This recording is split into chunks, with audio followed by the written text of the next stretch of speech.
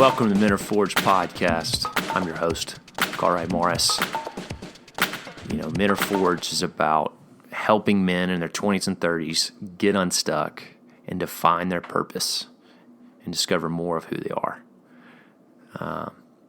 So if this is your first time listening, go to menareforged.com and subscribe. You get with that a free PDF to download of how to define your purpose.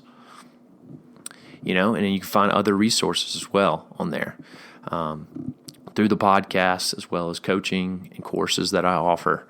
So go to menareforged.com, click subscribe, as well as listen to some of the other episodes that I have on and some of the amazing guests and some of their stories of how they define their purpose that can help you define your purpose today. Thanks for listening. All right, well, welcome to Men Are Forged podcast today. I got something really excited for you.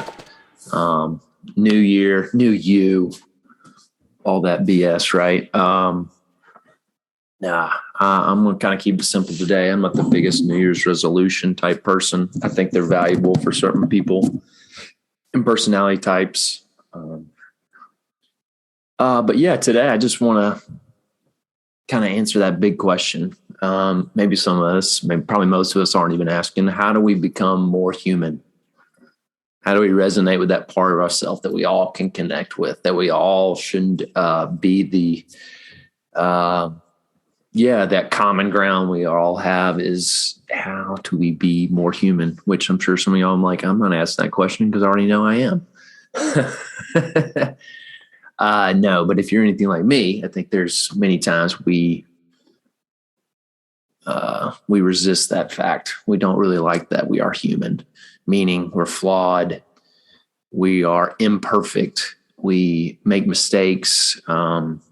We fail. We have disappointments. We hurt.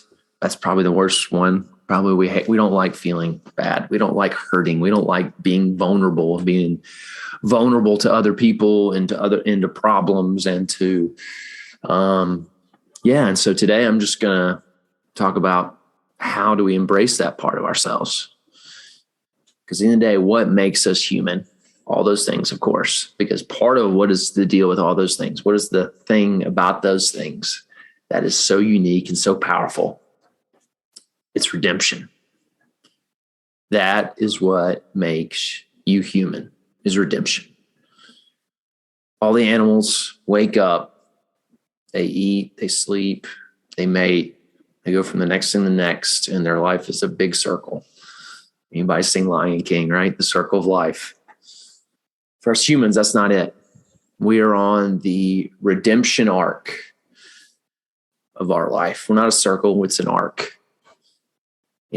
We take the chaos and order is brought out of it. That is what, that's what makes us human. And it is a powerful thing. Why? Because everyone sitting here resonates with story. You heard a story about someone else, a movie, a book, heard a story that resonated to the core of your being, and it led to change. If they can do it, I can do it. If they did it, then that encourages me to make the same choices, the same change. There's something resonated that's powerful, it's beautiful about a redemption story. We're all on our own redemption story. If you feel like your life is a mess, you feel vulnerable, you feel weak, feel disappointment, you feel chaotic, that means you're on a redemption path. That means it's time to embrace it. Go, yeah, I'm human. So there's something good coming from this. I'm not going through it. I'm not wasting it. There's something good being made, being built in my life, in who I am, what I'm doing, my purpose. So I encourage you today to believe that. Where am I getting this from? How about you read Genesis 1? In the beginning, God created the heavens and the earth. Boom. Awesome. Right there. First off, we see God He is the subject of the sentence, and his action is created, meaning he initiated towards you. Man didn't create God. God created man. He initiated this. And then verse 2 is what's so beautiful. And the Spirit of the living God hovered over the waters, and the earth was formless and void. It was chaos. It was so much unknown, just like nothingness of just chaos everywhere. Formless and void. So what do we learn from that? That God loves to bring order out of chaos. So think about your life that way. That, hey, if something's chaotic, something's a mess, God's working and doing something in my life, and there's something powerful about to come, like the creation of the world, like the creation of the universe, and all the new things that we're still discovering about the earth, like that was brought into order by God. So you're on a redemption path. You have a redemption story. That's why I love helping you unpack your story, but also I love for you to unpack other people's story who are succeeding, who are seeing themselves on that redemption path, who embrace the hardness of life.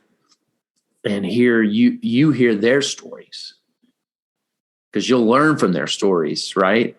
So when you tune this podcast, I'm sure some of y'all already noticed and have listened to more than one, that I've kind of got a general questions. I kind of ad lib here and there of just what is their redemption story? What happened in especially their 20s and 30s that changed their life? What were the pain points? What were the revelations? What were the big moments that led them to who they are today? And I think, if you continue to listen, I'll have more and more guests, but also just help you unpack in this podcast that you can really start understanding more your own story. And I'll provide more content at mentorforge.com. I'll provide more content here on this podcast to help you just kind of like self-evaluate, understand, embrace the chaos, embrace your redemption story.